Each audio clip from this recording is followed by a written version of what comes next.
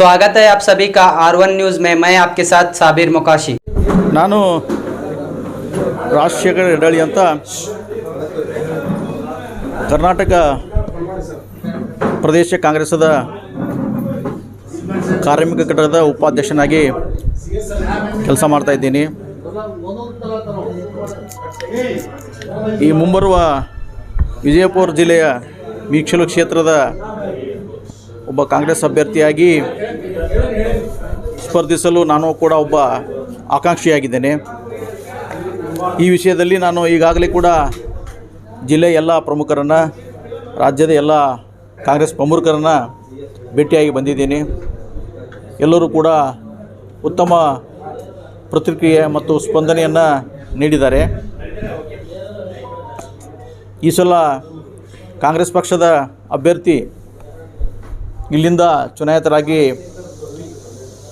ಹೋದರೆ, ಅದರಲ್ಲೂ ವಿಶೇಷವಾಗಿ ನನಗೆ ಕಾಂಗ್ರೆಸ್ ಪಕ್ಷ ಟಿಕೆಟ್ ನೀಡಿದಲ್ಲಿ ನಾನು ಈ ಜಿಲ್ಲೆಯ ಉತ್ತರೋತ್ತರ ಪ್ರಗತಿಗೆ ಶ್ರಮಿಸ್ತೀನಿ ಅಂತ ನಾನು ಆಶಾಭಾವನೆಯನ್ನು ವ್ಯಕ್ತಪಡಿಸ್ತೀನಿ.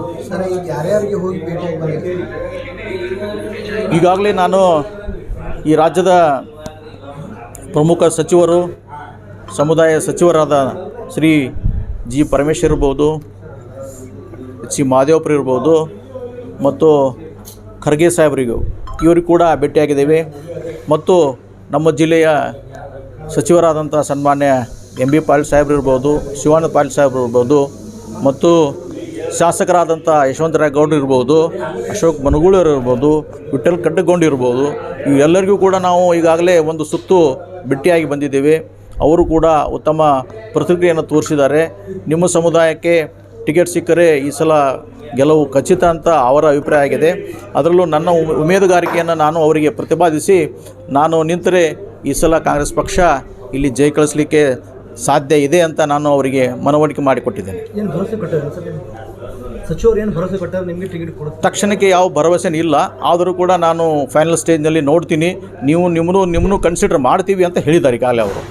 ಸರ್, ಈಗ ಪ್ರಶ್ನೆ ಬರುತ್ತೆ, ಟಿಕೆಟ್ ನಿಮಗೆ ಯಾಕೆ ಕೊಡಬೇಕು? ಬಲಗೈ ಸಮಾಜದಲ್ಲಿ ಸಾಕಷ್ಟು ಬಲಗೈ ಸಮುದಾಯದಲ್ಲಿ ಪ್ರಬಲ ಆಕಾಂಕ್ಷಿಗಳು ಭಾಳಷ್ಟಿದ್ದಾರೆ. ಈಗ ಇದು ಒಂದು ಪ್ರಜಾಪ್ರಭುತ್ವ ರೀತಿಯಾಗಿದ್ದರಿಂದ ಯಾರಿಗೆ ಬೇಕಾದರೂ ಟಿಕೆಟ್ ಕೇಳ್ಬೋದು, ಯಾರು ಬೇಕಾದರೂ ಟಿಕೆಟ್ ಕೇಳ್ಬೋದು. ಅದರಲ್ಲಿ ನಾನು ಕೂಡ ಒಬ್ಬ. ನಾನು ಈ ಜಿಲ್ಲೆಯಲ್ಲಿ ಸುಮಾರು 25-26 ವರ್ಷ ಒಬ್ಬ ಅಧಿಕಾರಿಯಾಗಿ, ಜಿಲ್ಲಾ ಮಟ್ಟದ ಅಧಿಕಾರಿಯಾಗಿ, ತಾಲೂಕು ಮಟ್ಟದ ಅಧಿಕಾರಿಯಾಗಿ ನಾನು ಕೆಲಸ ಮಾಡಿದ್ದೇನೆ. ನಾನು ಕೆಲಸವನ್ನು ಒಂದು ಸಮಾಜ ಸೇವೆ ರೀತಿಯಲ್ಲಿ ಮಾಡಿದ್ದೇನೆ.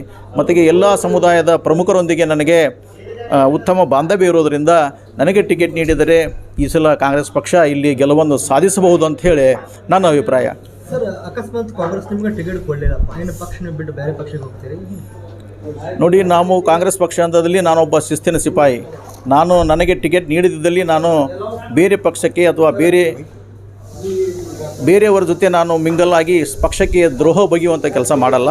ನಾನು ಬೇರೆ ಯಾರಿಗೂ ಪಕ್ಷ ಟಿಕೆಟ್ ನೀಡಿದಲ್ಲಿ ಅವ್ರ ಜೊತೆಗೆ ನಾನು ಅವರ ಒಂದು ಗೆಲುವಿಗಾಗಿ ಶ್ರಮಿಸ್ತೀನಿ ಅಂತ ನಾನು ಹೇಳ್ತೀನಿ. ಸರ್, ಪಕ್ಷ ನಿಮಗೆ ಟಿಕೆಟ್ ಕೊಟ್ಟಂದರೆ ಗೆಲುವು ಎಷ್ಟು ಚಾನ್ಸ್ ಇದೆ? ಎಷ್ಟು ಪರ್ಸೆಂಟ್ ಚಾನ್ಸ್ ಇದೆ? ಈಗ ನನಗೆ ಟಿಕೆಟ್ ನೀಡಿದಲ್ಲಿ ನನಗೆ ಗೆಲುವು ಎಷ್ಟು ಚಾನ್ಸ್ ಇದೆ ಅಂತ ಹೇಳಲಿಕ್ಕೆ, ಭವಿಷ್ಯ ಹೇಳಲಿಕ್ಕೆ ಆಗಲ್ಲ. ನಾನು ನನ್ನದೇ ಆದ ಕ್ಯಾಲ್ಕುಲೇಷನ್ಸ್ ಇದ್ದೇವೆ. ಅದಕ್ಕೆ ನಮ್ಮ ಪೂರಕ ಅಂದರೆ ಕಾಂಗ್ರೆಸ್ ಪಕ್ಷದ ಸಾಕಷ್ಟು ಮತದಾರರಿದ್ದಾರೆ.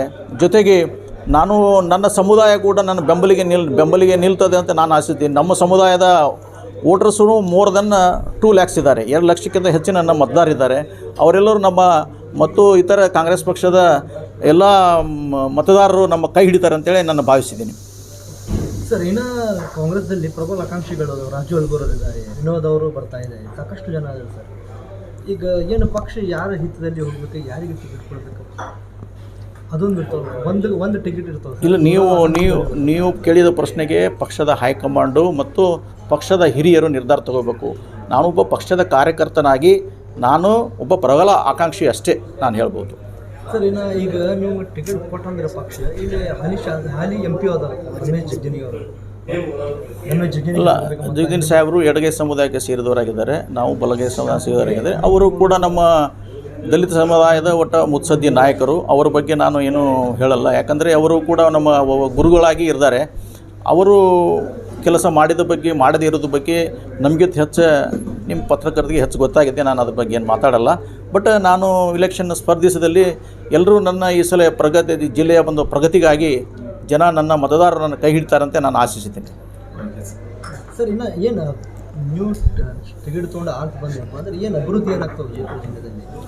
ನೋಡಿ, ಕೇಂದ್ರ ಸರ್ಕಾರದಿಂದ ಇಲ್ಲಿ ಸಾಕಷ್ಟು ಕೆಲಸಗಳನ್ನು ಮಾಡಿಸ್ಲಿಕ್ಕೆ ಅವಕಾಶ ಇದೆ.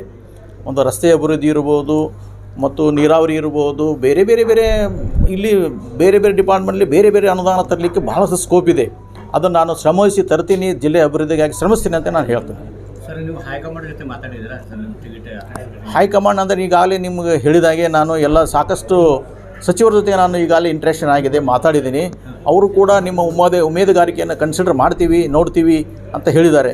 ಕೊನೆಗೆ ನಿರ್ಧಾರ ಬಿಟ್ಟದ್ದು ಹೈಕಮಾಂಡ್ಗೆ ಬಿಟ್ಟದ್ದು. ಅವರು ಯಾವ ನಿರ್ಧಾರ ತೊಗೊಳ್ತೀವಿ ಆ ನಿರ್ಧಾರಕ್ಕೆ ನಾವು ಬದ್ಧರಾಗಿರ್ತೀವಿ. ಏನು ನೀವು ಖರ್ಗೆ ಪತ್ರಕರ್ತರು ಬರ್ತೀರಿ ಸರ್? ಅವ್ರು ಮೀಟ್ ಆಗಿದ್ದೀವಿ ಮಲ್ಲಿಕಾರ್ಜುನ ಖರ್ಗೆಗೆ, ಮಲ್ಲಿಕಾರ್ಜುನ ಖರ್ಗೆ ಸಾಹೇಬ್ರಿಗೆ ಒಂದು ಸಲ ಭೇಟಿಯಾಗಿದ್ದೀವಿ. ಆಯ್ತಪ್ಪ ನೋಡೋಣ ಅಂತ ಹೇಳಿದ್ದಾರೆ. ಜೊತೆಗೆ ಅವರು ಕೂಡ ಹೇಳಿದಂದರೆ ಇಲ್ಲಿ ಕರ್ನಾಟಕ ಮಟ್ಟದಲ್ಲಿ ನಿರ್ಧಾರ ಆಗುತ್ತೆ, ನಮ್ಮ ಮಟ್ಟದಲ್ಲಿ ಬಂದರೆ ನಾವು ಕನ್ಸಿಡರ್ ಮಾಡ್ತೀವಿ ಅಂತ ಹೇಳಿದ್ದಾರೆ. ಸರ್, ತಮ್ಮ ಹೆಸರು? ನನ್ನ ಹೆಸರು ರಾಜಶೇಖರ್ ಕಲ್ಲಪ್ಪ ಎಡಹಳ್ಳಿ. ಈ ಪೋಸ್ಟ್ ಏನಲ್ಲ ಸರ್? ನಾನು KPCCಯ ಕಾರ್ಮಿಕ ಘಟಕದ ಉಪಾಧ್ಯಕ್ಷನಾಗಿ ಕೆಲಸ ಮಾಡ್ತಾಯಿದ್ದೇನೆ.